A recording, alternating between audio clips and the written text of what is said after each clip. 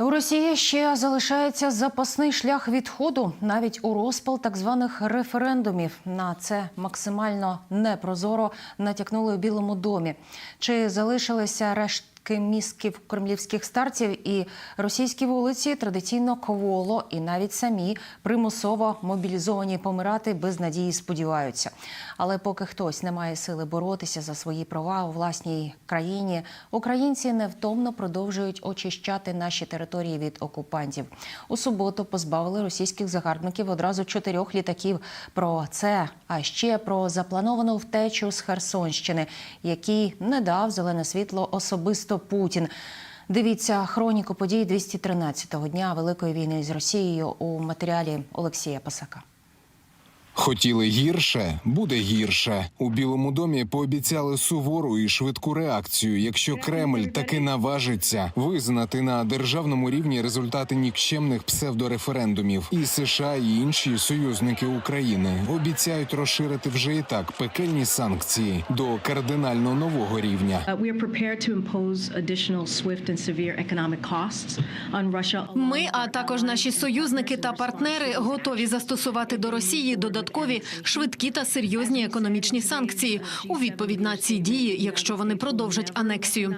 Як ми вже сказали у заяві лідерів G7, Сполучені Штати ніколи не визнають цю територію як щось інше, ніж частину України, тому що вона належить народу України. А поки окупанти продовжують фейкове волевиявлення в Україні, у самій Росії підвищується градус невдоволення мобілізацією. В Американському інституті вивчення війни наголошують, соціальна напруга лише зростатиме. Про вибірковість зовсім не часткового призову говорить і населення, і вже навіть і прокремлівські пропагандисти. А на вулицях знову збираються протести. Але протести лише в їх російському розумінні. Вийти, поспівати пісень про небо і сонце.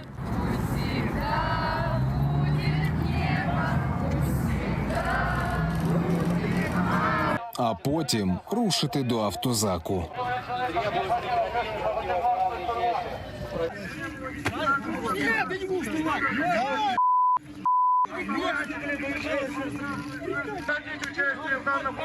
Для картинки пропагандистських сюжетів Росія може звитяжно демонструвати, як новоспечені окупанти отримують однострої, шнурують начебто цілі черевики і морально готуються помирати в Україні. Але в реальному житті для загарбників картинка, звісно, геть інша. Десь мобілізовані перед відправкою б'ються з поліцією, адже силовики чомусь не потрапили до списків призову.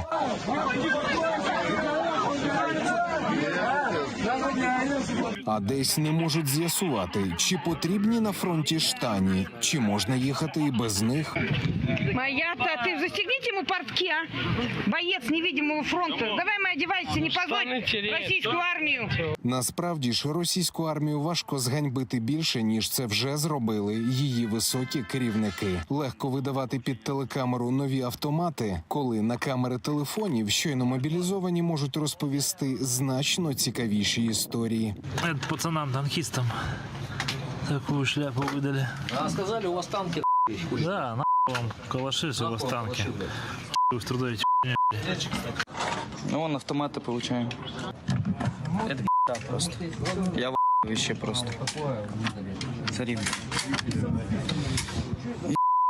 Не варто панікувати, коли спонсор вічного спокою ворога – Збройні сили України. За минулу добу не обуряться і ржавими автоматами ще 240 окупантів. Також знищено 8 російських танків, 11 бойових броньованих машин, 6 артилерійських систем, 1 реактивну систему залпового вогню та 22 одиниці автомобільної техніки. Підбито ще 1 літак, 1 гвинтокрил та 6 безпілотників. А вже у суботу повітряні сили окупантів позбулися ще однієї крилатої ракети, 5 безпілотників та одразу 4 літаків, 2 Су-30, 1 Су-25 та 1 Су-34. Про це повідомили у Генштабі.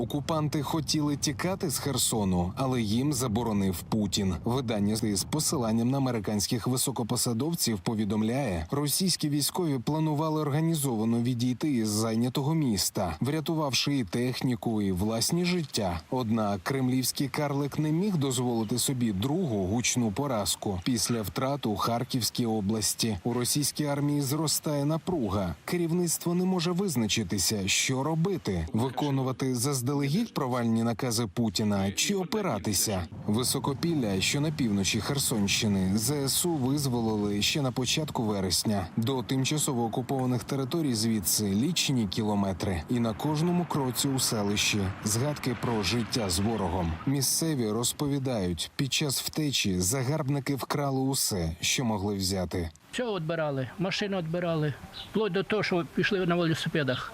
Всю техніку забирали, все. Як не змогли завести, на буксир потягнули, ну все одно забирали. Нічого не оставляли. А тільки ж так, попалили, побили, потрощили. Понівечений будинок можна відновити, але відібране життя не повернеш. Володимир допомагав місцевим ховати вбитих ворогом односельців. Каже, сам перевіз на кладовище та похоронив 13 тіл. Серед них і цілу родину, яку розстріляли росіяни. Ті, що загинули, ми поховали, сім'ю поховали були, ті, що розстріляли були.